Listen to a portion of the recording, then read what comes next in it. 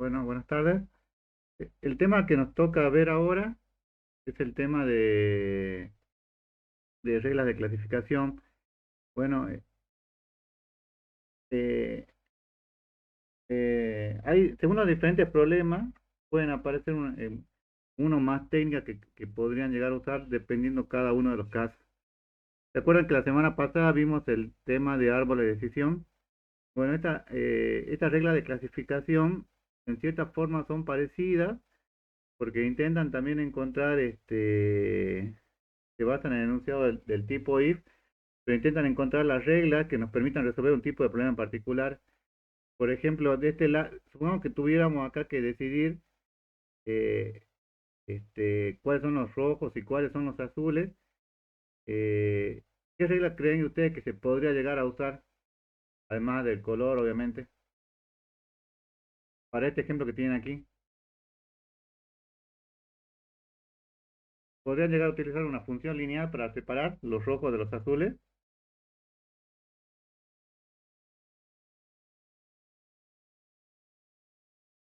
chicos? ¿Se podría o no? Sí, se podría.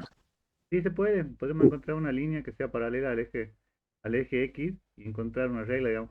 Fíjense en que de esta forma también podríamos encontrar un conjunto de reglas. Fíjense, si yo pudiera encontrar acá lo que tiene el símbolo más y definir una regla que abarcara esto, podría definir una regla que sea lo que tiene el símbolo más y lo que tiene el símbolo menos por el else, digamos. Entonces, una regla en cierta forma es parecida a los árboles de decisión, digamos, pero tiene una serie de características. Una de ellas es esto que menciona acá, que es el para atributo valor, que para tal valor es una regla de condición de tipo if, para tal atributo corresponde tal valor o para tal condición corresponde tal valor. Entonces, empecemos. El aprendizaje de regla de clasificación es un problema clásico de aprendizaje automático. Estos métodos utilizan un conjunto de entrenamiento compuestos por objetos descritos por atributos de condición, por los cuales se forman las condiciones PI y el rango de decisión de clase. O sea, lo que tenemos que encontrar cuáles van a ser las condiciones sobre las cuales se puede trabajar, ¿no? Dice que representan funciones que establecen una relación entre el ejemplo y las clases de clasificación y se expresan de la forma IP de en Q. O sea, esto que tenemos aquí es lo que la regla de clasificación intenta determinar, digamos, para tal condición, a qué clase va a pertenecer, ¿no? Bueno, ¿cuál es la diferencia entre reglas y árboles? De que en general las reglas son más compactas que los árboles, más compactas serían que son más reducidas, o tienen son de menor tamaño. Cada regla puede representar un concepto distinto, esto permite agregar o quitar reglas fácilmente, lo cual con los árboles no se puede, digamos, porque no sé si recuerdan cuando trabajaron con los árboles la semana pasada, quitar una rama no es tan sencillo, digamos, si ustedes ya tienen todo el árbol armado, en cambio con una regla es mucho más fácil de hacer eso. Y una regla puede fallar para algunos ejemplos y para otros no. El árbol no puede fallar directamente, ¿no? Es una diferencia muy grande. Fíjense que acá, como les dice, los árboles están basados en lo que es la división, digamos, y la regla está basada más que nada en la cobertura de lo que cubre cada una de las reglas. ¿No? El árbol, como ustedes vieron la semana pasada, no fallaba nunca, en cambio aquí la regla sí podía fallar, digamos, puede ser que tenga algún elemento, digamos, que yo haya puesto dentro de la regla que no correspondía. La estrategia utilizada para aprender reglas está basada en covering, es decir, encontrar las condiciones de reglas para atributo valor que cubra la mayor cantidad de ejemplos de una clase.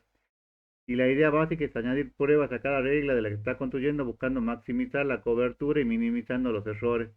Lo ideal sería que no contenga errores, pero puede ser que en algún momento haya algún elemento que sí lo tenga, digamos. Eh, ¿En qué momento podrían llegar a utilizar una regla o un árbol? Eso lo van a descubrir más que nada con la experiencia, pero principalmente cuando no están obligados, digamos, a que la regla pueda tener algún error, en ese momento les puede llegar a convenir una regla, digamos. De todos modos, cuando hagan ustedes la práctica se van a dar cuenta que ya sea con la utilización de un árbol o de una regla, depende del problema. Hay problemas donde se puede adaptar perfectamente a uno u otro caso, digamos, no es algo que sea en ese tipo de problema específicamente se puede aplicar una regla o en ese tipo de problema se puede aplicar un árbol, digamos. Eso lo logran, digamos, con la experiencia. Y en algunos casos van a encontrar una eficiencia, como la que veíamos la semana pasada, de un 90% para uno, de un 80% para uno y mucho menos para la otra, digamos. ¿Cuáles son los algoritmos que se utilizan? Principalmente el algoritmo 0R o Zero Rule, que es este generalmente es este es un operador de Weka, o sea que ustedes, creo que la versión que ustedes tienen ahora reprimida no lo sé si lo van a tener que importar, digamos, como en TechMeaning, digamos. Es el método de clasificación más simple que existe y depende solo en el objetivo, ignorando todos los predictores. Clasificador 0R predice toda regla o categoría principal o mayoritaria, si es normal o el valor promedio si es numérico. O sea que predice para la, eh, para la clase mayoritaria. Por ejemplo, para el problema que teníamos nosotros de si se jugaba o no se jugaba golf, la regla mayoritaria sería en qué caso se juega golf. Entonces intentaría descubrir una regla para ese objetivo, digamos, en qué caso se juega golf. Esta pantalla o este gráfico que tienen acá es un ejemplo de Wika, digamos, de Wika puro, no del que ustedes traen de RapidMiner. El algoritmo 0R utiliza la media para variables numéricas o la moda para variables nominales, ¿no? Entonces, para asignar un único valor en probabilidad de todos los individuos. Fíjense que acá le dice, bueno, para este ejemplo que tienen acá, tenían 1674 registros y el P, que era la probabilidad, creo que es de 3,05. Bueno, veamos eh, otro operador que se utiliza mucho, que es el operador 1R o OneRule, que es otro operador de Weka también y que el algoritmo utiliza particiones derivadas de un solo atributo para asignar valores a los individuos que tienen ese atributo. O sea, parte de un atributo y a partir de ese atributo intentan armar cada una de las reglas. ¿No? Fíjense que acá les dice, si la regla, si x3 es menor que 4,5, la cantidad de instancias son 51. Acá está analizando el atributo x3. Si la regla x3 es mayor que 4,5, hay 1623 instancias y no hay ningún valor. Digamos. Fíjense que en este caso los registros que cumplían con los atributos, con esa condición eran el 100% y acá es el 0. ¿No? ¿Cuál es la ventaja de utilizar OneR? Es que es fácil de aplicar, se puede trabajar con datos faltantes y atributos numéricos. Fíjense que esto es muy importante, digamos, porque esto le va a marcar la pauta de que en algunos problemas en particular donde ustedes no pueden llegar a armar un árbol de decisión porque tienen datos faltantes, digamos, pueden aplicar una regla de este tipo, digamos, regla de decisión. ¿Cuáles son las desventajas? Que tiene a obtener muchas reglas y que las reglas no necesariamente dan una clasificación exacta, lo cual con el árbol no ocurría. Entonces, los algoritmos que pueden utilizar hasta ahora son el 0R, 1R, pero también podrían llegar a utilizar el algoritmo PRISM, que son los con los que ustedes van a trabajar en la práctica. Fíjense, el algoritmo PRISM es también de tipo cobertura, o sea que cubre un cierto elemento dentro de cada uno de los rangos, que sirve para identificar una regla que cubre alguna de las instancias. La aproximación de la cobertura se dirige hacia un conjunto de reglas en lugar de hacia un árbol de decisión. O sea, lo que intentamos es verdadero, si está, fíjense, por ejemplo, en este problema, si es verdadero, si x está entre más 9 y menos 5, entonces tenemos la clase P, y ahí empezamos a ver cada una de cómo se va abriendo el conjunto de reglas que podemos llegar a tener. Este algoritmo PRISM ustedes lo utilizaron ya en materia de programación, porque utiliza la técnica de dividir y vencerás, o sea, intenta separar una regla grande primero y de ahí empieza a partir de reglas más pequeñas.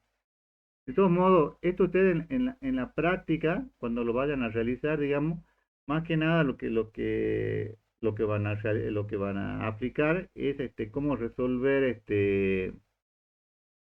no van a desarrollar el algoritmo puro, digamos, sino lo que ustedes van a hacer es aplicar el operador de cada una de estas técnicas que nosotros estamos mostrando ahora. Pero está bueno, digamos, que ustedes vean cuál es la diferencia que hay de una a otra, porque puede variar, digamos, y porque no siempre es fijo que les conviene siempre utilizar PRISM en un caso o OneR en otro caso, digamos, depende cada uno de los problemas. Fíjense que en este caso PRISM le dice que es un algoritmo básico de aprendizaje que supone que no hay ruido en los datos, lo cual ya se van a dar cuenta en la práctica que muchas veces sí hay ruido, porque los datos están mal cargados o porque hay algún tipo de problema. Sea T el número de ejemplos cubiertos por la regla y P el número de ejemplos positivos cubiertos por la regla, PRISM añade condiciones a reglas que maximicen la relación P sobre T, que es la relación entre ejemplos positivos cubiertos y ejemplos cubiertos en total. Y la construcción de la regla buscan caracterizar o cubrir exactamente los datos. Acá aparecen una serie de medidas, que es la que ustedes van a ver ahora cuando veamos un poco la práctica, que está relacionada con los parámetros que ustedes van a tener que modificar, digamos, o van a tener que tocar, digamos, cuando vayan a trabajar con ese parámetro. Uno de los parámetros más importantes es la calidad de una regla, ¿estamos? ¿Qué es lo que entienden ustedes por calidad?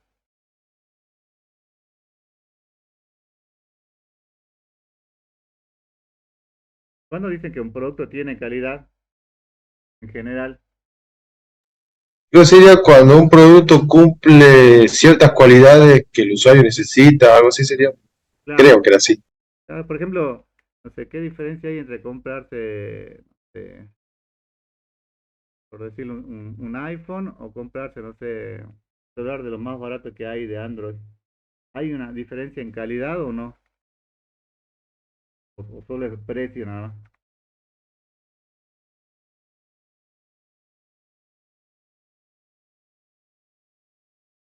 Digamos, por ejemplo. Bueno, pero es como dice su compañero, digamos, porque la idea es que cuando cumple con ciertas características, digamos, que le dan un buen cuando la característica, digamos, de esa regla es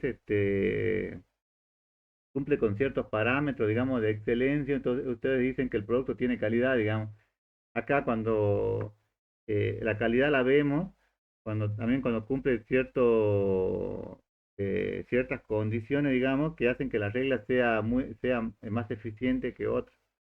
Entonces dice, la calidad se utiliza para medir la calidad de una regla a continuación. Bueno, dentro de este parámetro de calidad tenemos varios que vamos a utilizar. Por ejemplo, el soporte dice la proporción de instancias que la regla predice correctamente. O sea, si yo tengo 100 atributos y la regla me abarca los 100 atributos, el soporte de cuánto va a ser. O sea, si acá tengo 100, cubre a los 100, la regla de cuánto va a ser.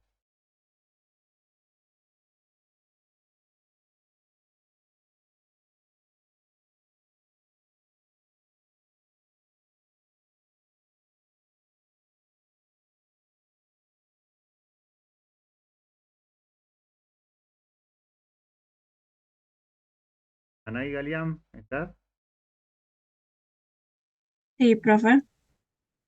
Si yo tengo acá un soporte y me dice que la regla cubre el 100% de los registros con los cuales yo intento estudiar, digamos.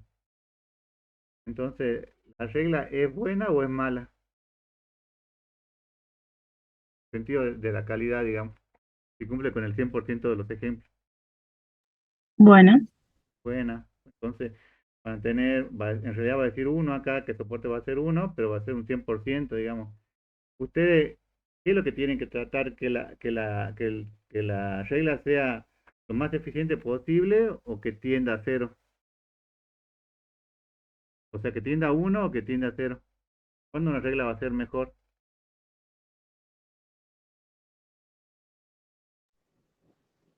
Cuando tiene a uno. Cuando tiene a uno, porque pues yo voy a tener dos reglas y con estas dos reglas voy a poder voy a cubrir todo el aspecto de los atributos que yo quiero encontrar.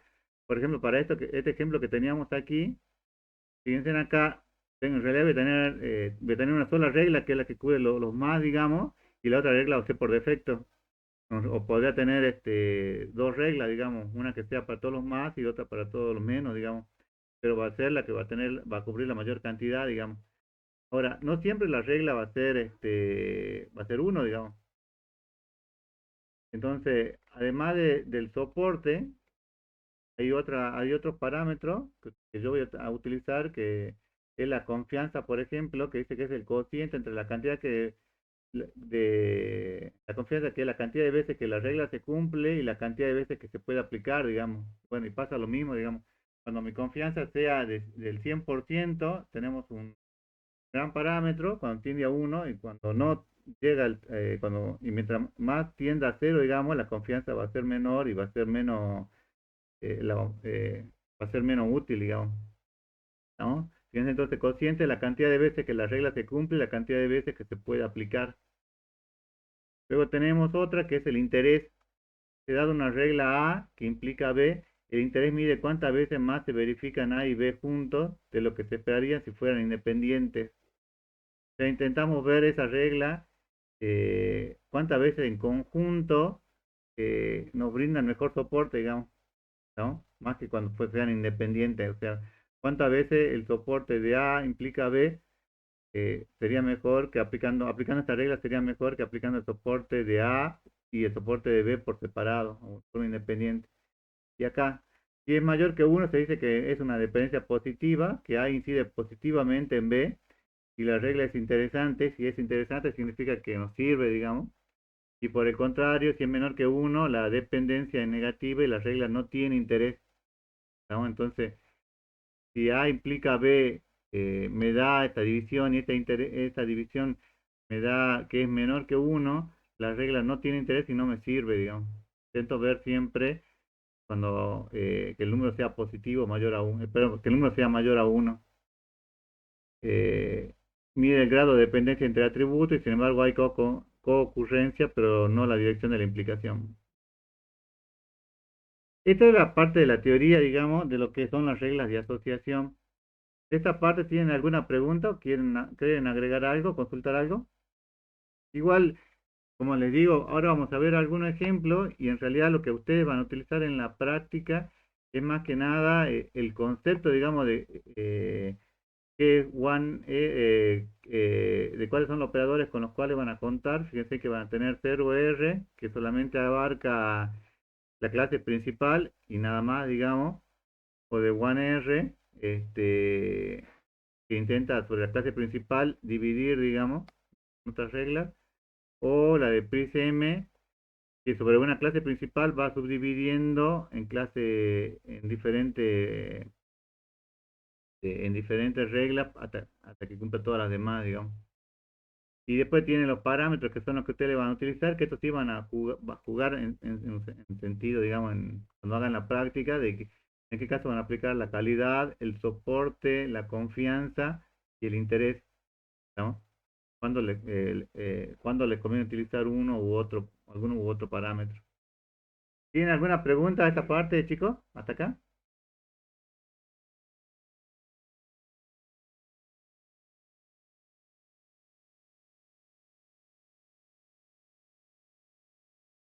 Bueno, si no hay pregunta, avancemos, vamos un poco la práctica de este tema.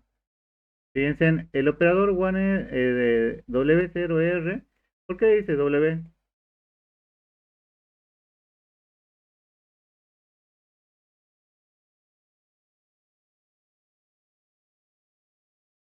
Chicos, ¿por qué aparece el operador con W?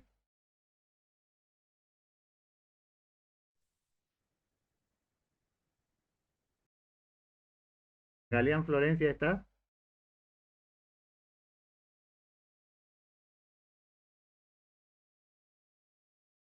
No. Daniel Flores, Eh, por lo del operador hueca. porque es un operador de Wicca. Ese generalmente no aparece dentro de RapidMiner, sino que ustedes lo tienen que agregar, digamos. ¿Cómo hago yo para agregar un operador que no figura, digamos? Lo hicieron cuando trabajaron con minería. No sé si en el práctico tuvieron minería de texto, algún ejemplo. Pero, ¿cómo hacían para agregar un operador? ¿Se acuerdan que tienen que ir a extensión y agregarlo desde ahí? No, pero este operador es nativo de Weka. Entonces, fíjense, en este predice la clase mayoritaria, como habíamos visto hace un momento. Dice, bueno, esta es la tabla, el dataset que ustedes lo pueden traer. Y se insertan el operador RIA de Excel y WZR, tal como se muestra a continuación. O sea, leen el archivo y aplican el operador. Y este dataset tiene los siguientes atributos: la edad, el sexo, la presión arterial, el colesterol, el Na, que es el calcio, creo. Ya no me acuerdo qué era. Y el tipo de droga. Esto, ¿qué es lo que le decía? ¿Qué es lo que le dice? Que según la edad que ustedes tengan, el sexo que tengan, si la presión arterial es alta o baja, digamos, y el colesterol es alto o bajo, eh, bueno, y ¿cuál era ¿se acuerdan qué es el Na El sodio, el el Na sodio? al sodio y la K al potasio. El sodio y el potasio, según la combinación de estos valores que ustedes tengan, van a tener que utilizar la droga I, la droga C, la droga X. Entonces es algo que ya está configurado, digamos. Entonces esto le define qué tipo de droga van a utilizar, digamos, según cada uno según los parámetros que tengan, digamos. Acá el label obviamente va a ser el tipo de droga, ¿no? El resultado que predice dice que es la clase mayoritaria de dataset, en este caso la droga I. ¿Por qué la droga I corresponde a la clase mayoritaria?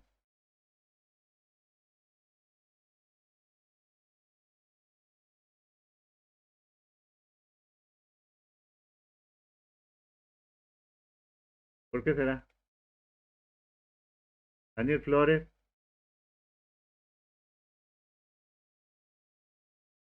Fátima Melissa.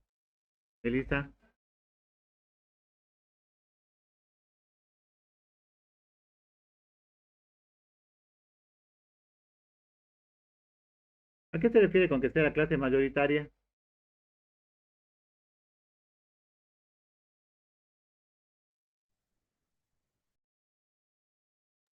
¿No será que se presenta en mayor cantidad? Claro, es la que tiene la mayor cantidad de elementos. O sea, supongamos que la droga I es un 60% y la droga X un 30% y la droga Y un 20, un 10%. Entonces, la droga I es la que más cantidad de elementos tiene, entonces el operador ZR trabaja sobre esa clase nada más, ¿no? Entonces, acá analizamos, por ejemplo, la eficiencia del operador WZR, fíjense, es lo que vimos en la clase pasada de aplicar el modelo, la performance, y le dice que el operador multiply crea una copia bueno, este operador multiply es para que lo podamos aplicar el operador apliquemos sobre los registros que tenemos y acá es como si hiciera una copia, digamos, que tenemos acá el 100% y acá el 100% para entrenamiento y para prueba. Fíjense acá, ¿cuánto fue la eficiencia que obtuvo el operador WZR para droga ahí?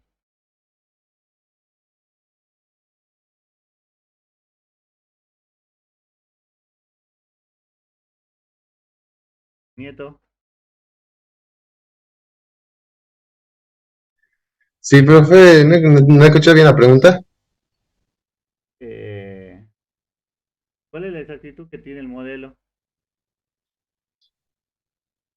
A ver dónde dice que después es el 40, no, no es 45%. Sí, 45% sería Sí. ¿Y eso es bueno o es malo?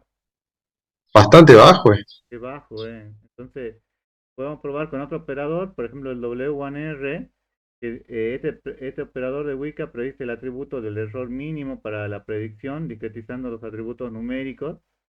Entonces, fíjense en que si aplicamos el W1R, en este caso está aplicado para cuando era el ejemplo de golf, la exactitud que tiene para este problema es del 71%. ¿Eso es bueno o es malo?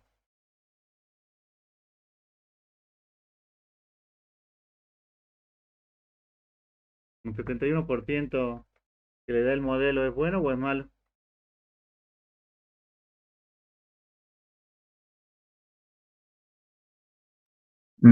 Empezaría a ser bueno.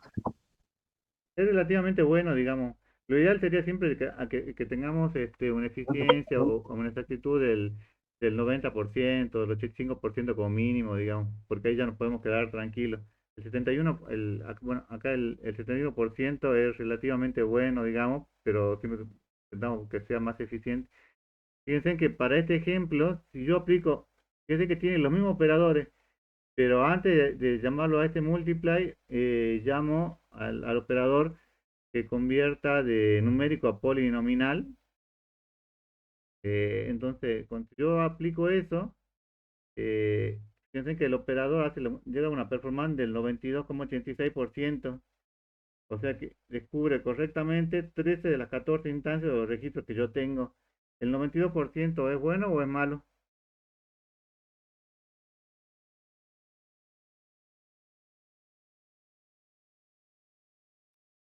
Es bueno. Es bueno. Entonces, nosotros a veces con agregar un solo operador acá, por ejemplo, convertir de numérico a polinominal, no sé si lo vimos en la clase pasada, pero también podría ser hacer una normalización, digamos, con solo agregar ese operador antes, digamos, de ver la performance que tiene el modelo, o sea, de aplicar el operador que estamos buscando, podemos obtener muchos mejores resultados, ¿no? Y esto acá capaz que con 13 registros, no, 14 registros no afecta, pero cuando trabajamos con un par de cientos de miles de registros, el rendimiento varía mucho, digamos, y puede ser mucho más eficiente, ¿no? Fíjense, si nosotros aplicáramos el operador PRISM, este operador de PRI, el único problema que tiene, más problema medio, digamos, es que solo puede operar con atributos nominales, no puede tener valores perdidos u overlap, que esa era una diferencia, digamos que por eso nosotros aplicábamos el 1R o el ZR, porque ahí sí podíamos utilizar con valores perdidos u overlap, y no hace ninguna poda, con lo cual puede ser bastante más largo, digamos, y aplicándolo al mismo ejemplo que teníamos antes, fíjense en que en vez de utilizar el operador 1R, aplicamos WPRIS o también el operador de Wicca. Fíjense en que el resultado en este caso es del 100%. O sea que, ¿qué significa que sea del 100%?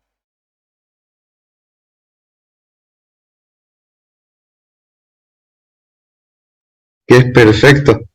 Que para todos los ejemplos que yo tengo acá, que en este caso eran 14, lo resolvió correctamente para todos los valores, digamos. Estamos en los casos que era verdadero, no era verdadero, cuando tenía que predecir que no, que sí, digamos, encontró el 100%. Entonces, llegamos a una buena solución, digamos. ¿Estamos? Así que esto es la teoría y la práctica que corresponde a este tema, que son las reglas de clasificación. Eh, hay otra teoría, que no la vamos a ver ahora, que son, que quiero ubicarlos más o menos en las reglas de asociación, digamos, que es lo que vamos a ver la clase que viene. Fíjense que si ustedes se guían, digamos, con el conjunto de técnicas, digamos, estamos a medias, digamos, vimos ya los árboles de decisiones, vimos las reglas de clasificación. Fíjense que nos toca ver las reglas de asociación, la clase que viene, después redes neuronales y después el tema de las matrices, ¿no? O sea que nos estarían quedando 3 clases para terminar la materia, después, además de esta, obviamente, ¿no?